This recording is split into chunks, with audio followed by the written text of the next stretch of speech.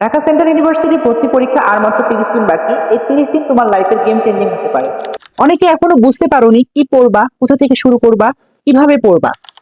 কিন্তু তুমি যদি এই ভিডিওটা দেখো তাহলে আমি তোমাকে দেখাবো এই 30টা দিন তুমি কিভাবে সময়কে কাজে লাগায়, কিভাবে একটা ইউনিক রুটিন ফলো করে কিভাবে নিজের প্রস্তুতি থেকে সুন্দর একটা পর্যায়ে নিয়ে যেতে পারো। চলো শুরু করা যাক। ধরো তুমি এ বি সি যে কোনো ইউনিটে হইতে পারো, তোমার কাছে এখনো সময় আছে। আমরা যেটা যেটা জানলাম যে বি ইউনিটের পরীক্ষা হবে 10 জুলাই। তো বি ইউনিটের পরীক্ষা হবে 10 জুলাই। তো আমরা ধরলাম যে সবার পরীক্ষায় 10 জুলাই হবে, ঠিক আছে।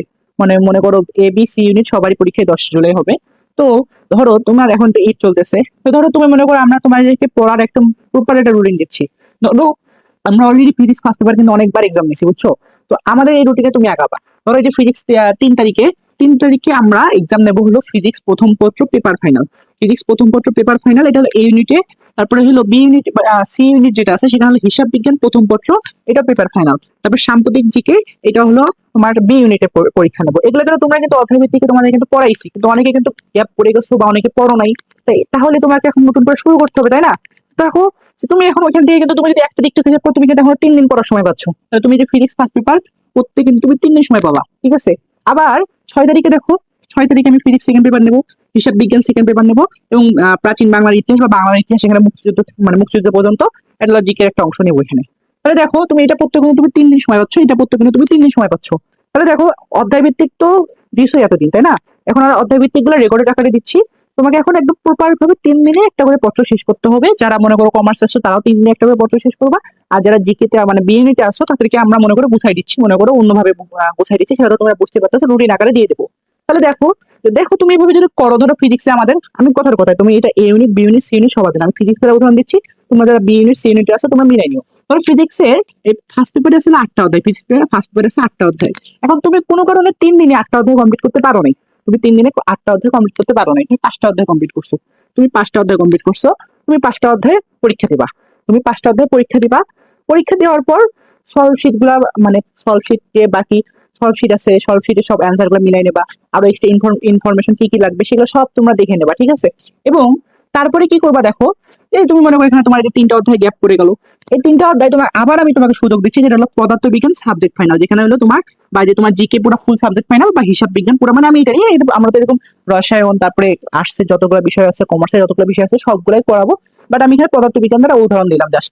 তুমি এই যে এই 3টা অধ্যায় গ্যাপ পড়ছে, তুমি যে 20 তারিখে এসে মনে করো এখানেও তোমাকে মনে করো এখানে তোমার পরীক্ষার আগে 3 দিনের গ্যাপ থাকবে, 3 দিন পড়ার সময় পাবে। তখন এসে তুমি কি করে দেবা, এই গ্যাপটা এখানে পূরণ করে নেবা, এবং আগের অধ্যায়গুলো তুমি সুন্দর করে এখানে রিভিশন করে দেবা, যেখানে পদার্থবিজ্ঞান সাবজেক্ট ফাইনাল করতেছি। তার মানে কি, তুমি একটা অধ্যায় এরকম অধ্যায় ভিত্তিক পড়ছো, ধরো তুমি এখন পড়োই নেই, কোনো পড়াই নেই, তুমি এখানে যে 3 দিনের মধ্যে এই পদার্থবিজ্ঞানের 8টা অধ্যায়, বা আমি মানে পদার্থবিজ্ঞানের উদাহরণ দিচ্ছি, সেখানে 8টা অধ্যায় তুমি শেষ করে নেবা পদার্থবিজ্ঞানের। তারপরে বা হিসাব বিজ্ঞানের যে কটা অধ্যায় আছে সবগুলো তুমি শেষ করে নেবা। যদি তোমার গ্যাপ পড়ে থাকে তুমি এখানে যে পদার্থবিজ্ঞান এসে এখানে রিভিশন দিয়ে করবা, ঠিক আছে। এভাবে প্রতিটা সাবজেক্ট, এভাবে প্রতিটা এক্সামের আগে 3 দিন বা 2 দিন করে বন্ধ থাকবে। দেন আমরা শুরু করবো হলো মডেল টেস্ট।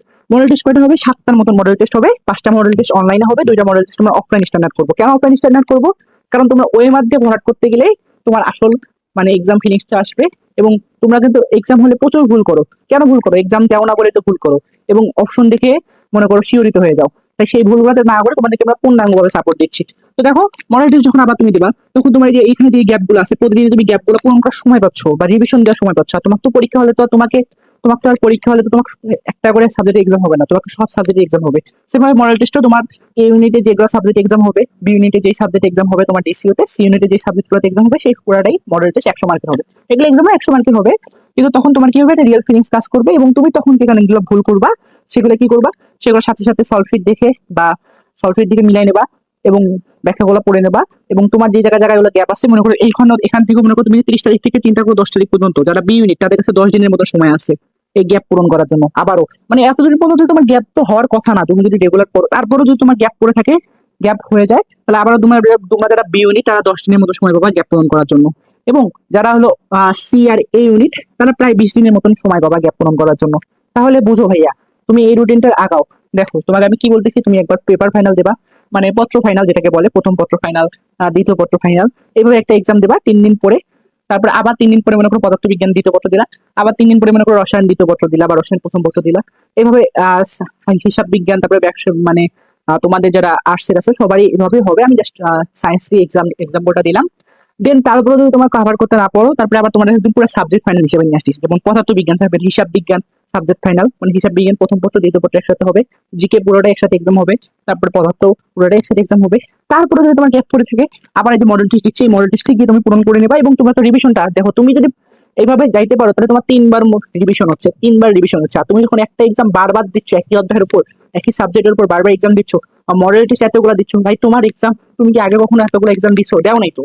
তুমি প্লিজ এক্সামে তুমি জিরো পাও, তুমি জিরো পাও, তবু এক্সাম গুলা দাও। এবং আমরা অনেকগুলা ফ্রি এক্সাম দিচ্ছি তোমাদের অধ্যায় ভিত্তিক। আমাদের আর তোমাদেরকে আমাদের কোয়ালিটি আর দেখানো লাগবে না যে আমরা অ্যানালাইসিস করে এক্সাম, আমি তারপরে বলি আমরা অ্যানালাইসিস করে এক্সাম দিই, আমরা যে সেই প্রশ্ন তোমাদেরকে দিই না। এবং প্রতিটা প্রশ্নের আমরা ব্যাখ্যা দিই, সলভ শিটে পুরো ব্যাখ্যা দিই, এবং সেই প্রশ্নের বিপরীতে আর কি কি প্রশ্ন আসতে পারে সেগুলো ব্যাখ্যা কিন্তু আমরা সলভ শিটে দিয়ে দিই। তাই আমাদের সলভ শিট গুলো পড়লে আর কোয়েশ্চেন ব্যাংক গুলো পড়লে আর এগুলা এভাবে প্রিপারেশন নিলে তোমার 100% চান্স হবে। তুমি জাস্ট এই 30 থেকে 40 দিন জাস্ট পড়ো। এবং আরেকটা কথা, যে এক্সাম ব্যাচটা আমি তোমাদের জন্য ফ্রিতেই ছিল। অনেকে বলবো যে ভাই আপনি এখন ব্যবসা করতেছেন, আরে ভাই ব্যবসা কেন করবো?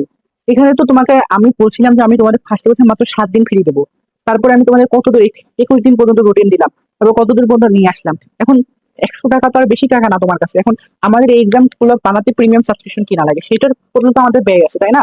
এই জন্য আর তোমাদের সিরিয়াসনেসের একটা ব্যাপার আছে। আমি তবু ফ্রি, আমি নিজের টাকা খরচ করে তোমাদেরকে ফ্রি এক্সাম নিচ্ছিলাম, তো তবু তোমরা সেই জিনিসটাকে নিতে পারো নাই, তোমাদেরকে তোমরা রেসপন্স করো নাই। তাই তোমাদের কথা শুনেই আমার ইচ্ছা ছিল 199 টাকা করবো, কিন্তু তোমাদের কথা শুনে আমরা এক্সাম ব্যাচটাকে 100 টাকা করছি।